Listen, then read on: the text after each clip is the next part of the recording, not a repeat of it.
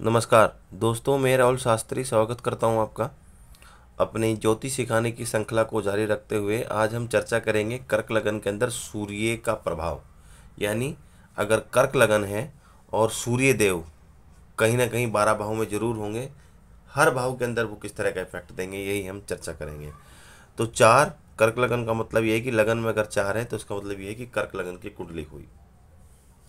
सूर्य जो कि अग्नि तत्व के कारक हैं, पिता के कारक हैं, आत्मा के कारक हैं, मान सम्मान के कारक हैं, प्रमोशन के कारक हैं, गवर्नमेंट नौकरी के कारक हैं, और ज़िंदगी के अंदर सुख ओहदे के कारक हैं। मेडिकल एस्ट्रोलॉजी की बात करें तो हार्ट के कारक हैं, आपकी जो है हड्डियों के कारक हैं, विटामिन डी के कारक हैं, स्पाइन के कारक हैं। ये सब चीज़ें जो है सूर्य कंट्रोल करते हैं। सिर दर्द के कारक, जो सिर दर्द होता है माइग्रेन, वो भी सूर्य अगर खराब है तभी होता है। आँखों में भी दिक्कत या आँखें की रोशनी जो कम होती है वो भी सूर्य कमज़ोर होने की वजह से ही होती है।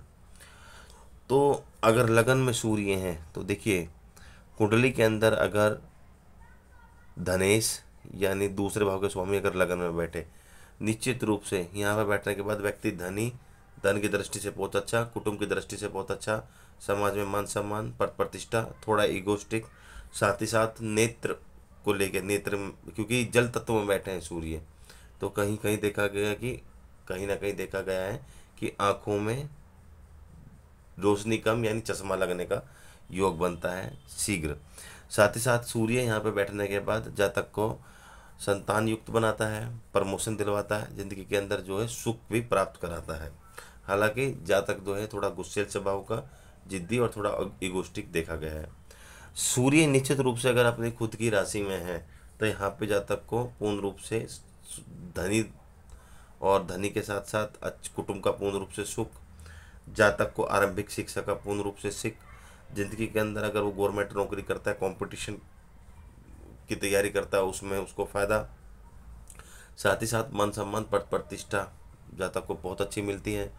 सूर्य पूर्ण रूप से अगर दूसरे भाव में रहता है तो जातक को निश्चित रूप से चल और अचल संपत्ति दोनों ही देता है। खासतौर से चल संपत्ति बहुत होती है जातक के पास, और सेविंग भी काफ़ी अच्छी करता है। सूर्य की दशा अंतर्दशा में निश्चित रूप से सुख, भाग्य और धन, ये तीनों चीज़ जातक को मिलती है।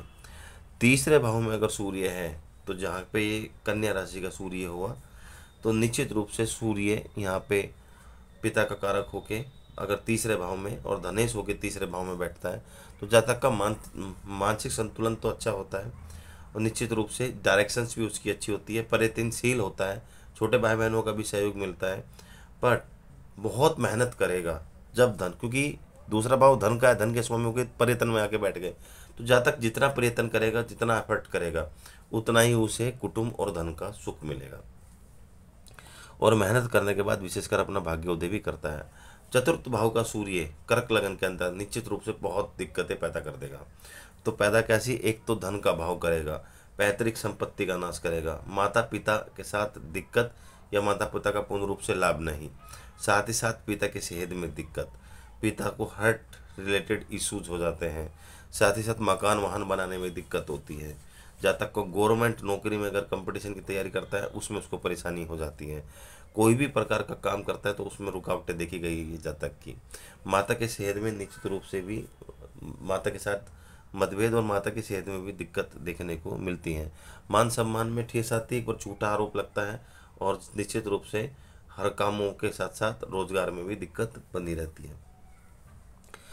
पंचम भाव में अगर सूर्य हैं और यहाँ पे ये वृश्चिक राशि के सूर्य हुए, वृश्चिक राशि जो होती है वो जल तत्व मानी जाती है और सूर्य अग्नि तत्व के, बट मंगल की राशि है तो यहाँ पे निश्चित रूप से अच्छा ही प्रभाव देंगे। धनेश हो गए अगर पंचम भाव में बैठे हैं, निश्चित रूप से कोई दिक्कत नहीं, पुत्र के योग बनते हैं। साथ ही साथ पुत्र के बाद जब तक धन मान देखा गया है, जब तक की पढ़ाई अच्छी, मानसिक संतुलन अच्छा, पूर्ण जन्म के कर्म अच्छे, और इस जन्म में भी सूर्य के दशांतर दशा के अंदर भाग्य, संतान युक्त, पढ़ाई और लाभ में जातक को बहुत अच्छा देखा गया है। छठे भाव में निश्चित रूप से यहाँ पे शत्रु जातक बन जाते हैं जातक के, और पिता के साथ मतभेद रहता है, पिता के साथ ट्यूनिंग बहुत अच्छी नहीं रहती, साथ ही साथ पेट को लेकर दिक्कत बनती है, पेट में वात बनता है, गुप्त शत्रु जातक के ऊपर हावी हो जाते हैं। अगर मंगल भी खराब है तो पैतृक संपत्ति को लेकर भी दिक्कत आती है। कुंडली के अंदर यहाँ पे सूर्य खराब है और बुध भी खराब है, तो अपनी वाणी से कभी कभी जातक को कोर्ट कचहरी के जाने के योग बन जाते हैं। शनि यहाँ पे बैठा है तो संघर्ष बना देता है। तो निश्चित रूप से सूर्य यहाँ पे परेशानी खड़ी करेगा जातक को, और साथ ही साथ जो है सेहत को लेके भी दिक्कत बनाता है। विटामिन डी कमर और आँखों नेत्र से रिलेटेड दिक्कत भी जातक को देता है।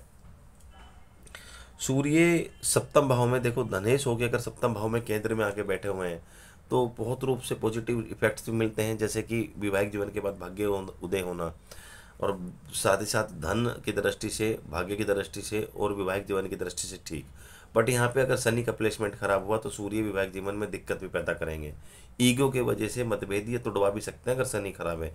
साथ ही साथ जातक को देखा गया था ईगोस्टिक, और आपस में वैवाहिक जीवन में आपस में एक दूसरे के प्रति विचारों में ईगो बने रहना, ये भी अक्सर देखा गया है।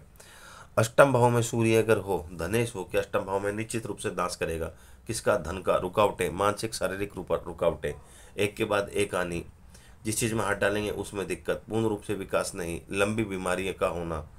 और सूर्य की दशा अंतर्दशा वाकई ही जातक की बहुत कष्टदायक होती है। नवम भाव में अगर सूर्य है तो निश्चित रूप से यहाँ धन के स्वामी होकर अगर भाग्य में बैठे हैं तो निश्चित रूप से यहाँ पे बहुत सारी चीज़ें फायदा देंगे। एक तो भाग्यशाली होगा जातक, धनवान होगा, कुटुंब सुख मिलेगा, और भाग्य का निश्चित रूप से साथ मिलेगा। जिस चीज़ में हाथ डालेगा जातक को उसमें फायदा, कुटुंब के साथ पूर्ण रूप से फायदा, कुटुंब का पूर्ण रूप से सुख मिलता है, पिता का पूर्ण रूप से सुख मिलता है, गुरुजनों का पूर्ण रूप से सुख मिलता है, समाज का पूर्ण रूप से सुख मिलता है, भाग्य का पूर्ण रूप से सुख मिलता है, और जिंदगी के अंदर सभी प्रकार के सुख भी जातक प्राप्त करता है। यहाँ पे सूर्य बैठा हुआ निश्चित रूप से पुत्र के लिए और पिता के लिए बहुत अच्छा रहता है। दसम भाव में अगर सूर्य है तो देखियो यहाँ पे ऊंच का होकर बैठ जाता है, तो निश्चित रूप से पूरी कुंडली के अंदर दसम भाव में जहाँ सूर्य कारक होता है और दसम भाव में बैठ के निश्चित रूप से ही दिग्बली भी माना जाता है। तो समाज में मान सम्मान, पद प्रतिष्ठा, यश, कीर्ति, अपनी मेहनत से सभी प्रकार के सुख, गवर्नमेंट नौकरी के भी योग लगते हैं, और ज़िंदगी के अंदर आप समझ लीजिए जो भी इसकी इच्छा होती है वो निश्चित रूप से पूर्ति होती है। 11वें भाव में सूर्य, देखो 11वें भाव में सूर्य हमेशा अच्छा रिजल्ट देता है। एक तो धनवान बनाता है, यहाँ पे शुक्र की बहुत अच्छी स्थिति हुई, जिंदगी के अंदर सभी प्रकार के सुख और इच्छा जातक की पूर्ति हो जाएगी। संतान युक्त, पुत्र युक्त, और साथ ही साथ जो है अपने रोजगार में काफ़ी प्रॉफिट भी कमाता है। 12वें भाव में अगर सूर्य है तो निश्चित रूप से यहाँ पे धन का नाश होगा, कुटुंब से दूर करेगा, विदेश जाएगा तो अच्छा विदेश सेटलमेंट करा देगा, और निश्चित रूप से पिता के लिए दिक्कत बनी रहेगी, और साथ जातक को एक बार झूठा आरोप और मान सम्मान में भी कमी देखने को मिलती है। खर्चे बहुत होते हैं जातक के, और मानसिक शारीरिक रूप से भी दिक्कतें देखने को मिलती हैं, जैसे विटामिन डी की कमी, सिर में दर्द, आंखों को लेकर परेशानी, हड्डियों को लेकर परेशानी, इस तरह की चीज़ें देखने को मिलती हैं। तो दोस्तों मेरी वीडियो अगर अच्छी लगी तो लाइक करना, चैनल को सब्सक्राइब करना मत भूलिएगा। 6, 8, 12 में अगर सूर्य हो तो निश्चित रूप से सूर्य के बीज मंत्र करें और तांबे के लोटे से सूर्य को जल दें। धन्यवाद।